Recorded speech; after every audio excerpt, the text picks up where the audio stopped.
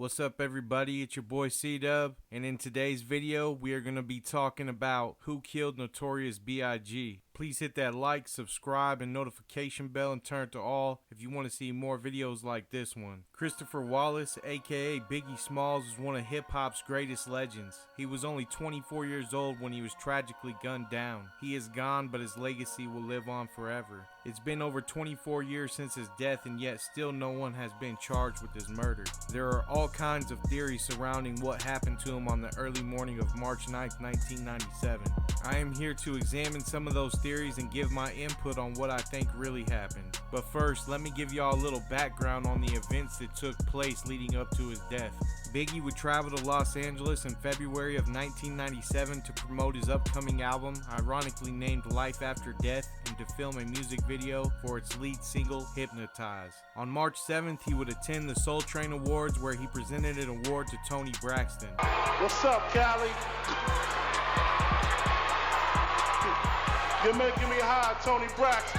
The following evening, he would attend a party hosted by Vibe Magazine and Quest Records at the Peterson Automotive Museum. On March 9th, around 12:30 a.m., Biggie and his entourage left the party in two Suburbans to attend an after party in the Hollywood Hills. By 12:45 a.m., the streets were crowded with people leaving the event because the Los Angeles Fire Department closed down the party early due to smoking and loud music. Biggie's SUV stopped at a red light on the corner of Wilshire Boulevard and South Fairfax Avenue, just 50 yards from the museum.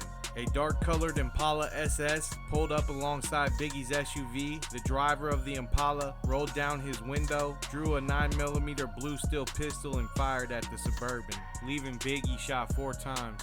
His entourage would rush him to the hospital, but he was pronounced dead at 1:15 a.m. It is said that the fourth and final bullet that struck Biggie was the one that did him in. It entered through his right hip, striking several vital organs, including his colon, liver, heart, and lung. According to his autopsy, which wasn't released until 2012, Biggie's death was mourned by fellow hip-hop artists and fans worldwide. During his funeral procession, thousands would gather in his honor to celebrate his life. So this brings us to our first theory, the theory that Suge Knight had taken out a hit on Biggie Smalls. Suge Knight was the CEO of Death Row Records, the record label that Tupac was signed to. Suge was alleged to have taken out the hit for revenge of Tupac's murder, which occurred about 6 months prior to Biggie being killed. It was first alleged by a retired LAPD officer named Greg Kading. He talked about it in his Vlad TV interview. You said that a guy named Poochie killed Biggie.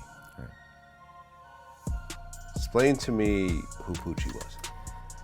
Poochie, gang member, Compton, went by 2 names, Darnell Bolton or Wardell Faust.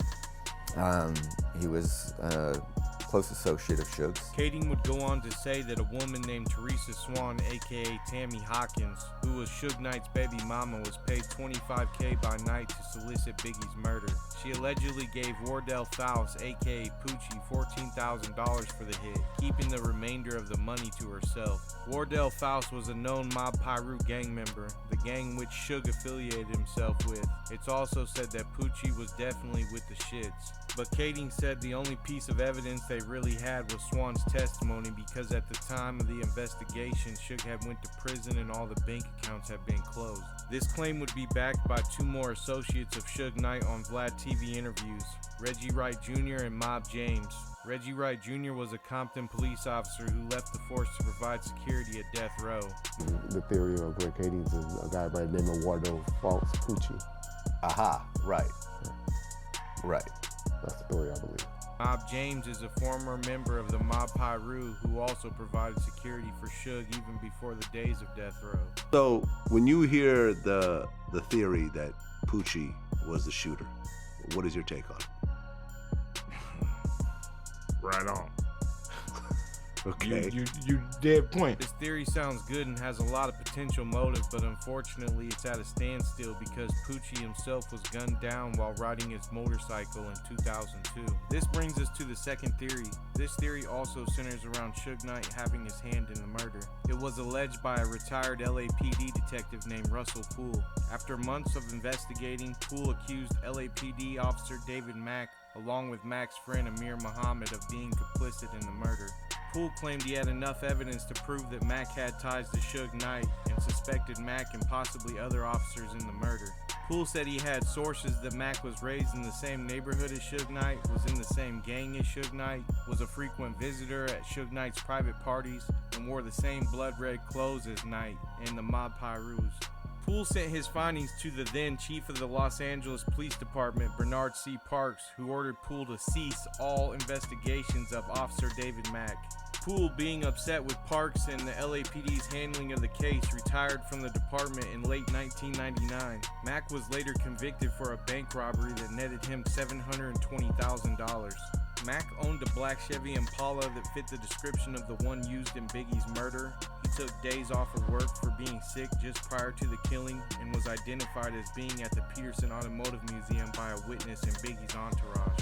Little C's, who was in the vehicle with Big the night he was shot, drew a composite drawing for police that looks very similar to Amir Muhammad. Eugene Dill, who was Big and Puff Daddy's security guard, also pinpointed the shooter as Amir in a six-pack photo lineup. Eugene Dill wasn't in Biggie's vehicle but claims he saw Amir Muhammad right before the entourage left the Vibe party.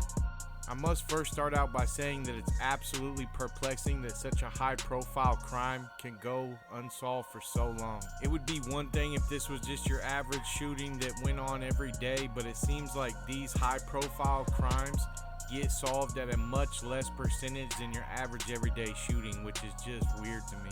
Of course, this is only two theories of what could have happened, so I mean, it still could be something else, don't get me wrong. After closely examining the first theory, it's very believable since not only Kading believes it happened, but also two known associates of Suge Knight's security team believe it as well. If you take a closer look at Poochie's life, he was definitely with the shits and definitely doing a lot of dirt for the Mob Pyros. There's definitely one huge problem with the first theory though, the fact that it is all based off Teresa Swan's statement. Other than what Teresa Swan alleged, there's no real hard factual evidence that links Poochie to the Biggie murder.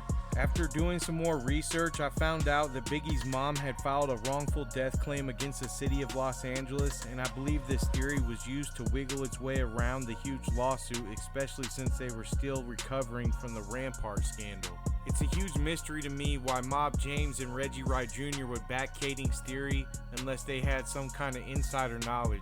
As for the second theory, you have an ex-LAPD homicide detective that makes some very shocking claims. And after he makes these claims, he's told to step down and cease all investigation that has anything to do with David Mack.